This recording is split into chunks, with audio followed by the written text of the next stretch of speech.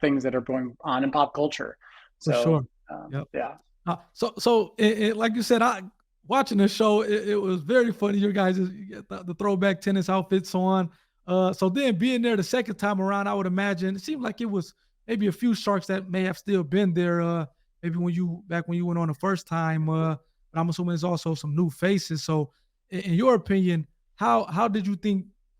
Seems like you're a veteran at this point as far as being in the tank and pitching to those guys. I know again, just interviewing the guys from Turbo Trusser, they were telling me like they literally had to stop the episode because I think Barr was like, "Hey, this guy's like sweating profusely. Can we get him a napkin or something to wipe off the sweat?" And they were dressed in costumes like chicken and turkey costumes, which maybe didn't help out, but it was still seemed like a very anxious, potentially nerve wracking process. How was that being in a tank for you, especially since it was your second time? very nerve wracking. I Really? thought I thought going into it, because I had been on it before, that it was going to be like not no big deal. Um, it was just I was very nervous. I'll say. I think the first time I was with my 10-year-old niece. I think I was so worried about her that I wasn't worried about the show and being on the show. So now that I was like just focused on worrying about myself, like because I trusted Scott was going to do what he needed to. I was like in a way more nervous the second time. I don't know how to explain that, but it was an awesome experience, I'll Nice. say, and everything about it has been great since then. So the production team, the Sharks. So again, as some people may know, um, not every deal closes after the fact, as I Right. learned the first time. Yep. And so that's been the same case with us, even with Paddle Smash. So we did do a deal with Mark and Robert, as you Okay. mentioned, but we have not, since closed on that deal, which is fine. Yeah. Yeah.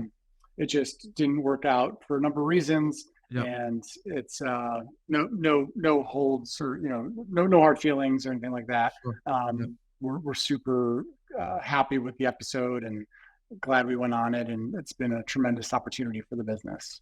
No, yeah, for sure. And I was going to say, yeah, because like most people, you would think, okay, you did a deal and it's automatically going to close. But again, just kind of interviewing the guys early on with the Turbo Trusser, he kind of gave me the numbers, and it was like, wow, very few of these things not only air the episodes air as you mentioned earlier, but even if you do a deal, very few of these things it seems like actually close, which seems like theirs ended up closing and whatnot with Kevin O'Leary, but it seems like just even still being on the show, just having that publicity can be like kind of a shock that the company would need to just kind of get the eyeballs out there and people interested in the product. So do you believe that that was something that you guys benefited from having been on the show?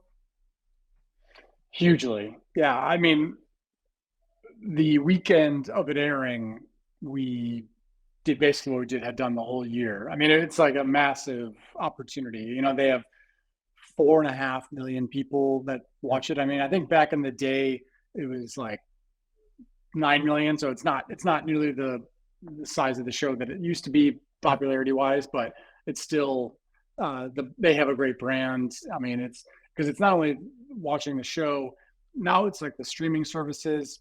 Yep. They got the MSNBC deal. There's reruns. I mean, just last week we did a podcast. So there's this whole network community around Shark Tank. Yep. It's like it was like the largest Shark Tank focused podcast, basically, Really? that we were on last week. So, Nice. and then it's like a badge of honor, and like you do reach out to certain people, say you're on seen on Shark Tank, you Yep. kind of get the response rate, I'll say, has gone up, from before we were on the show.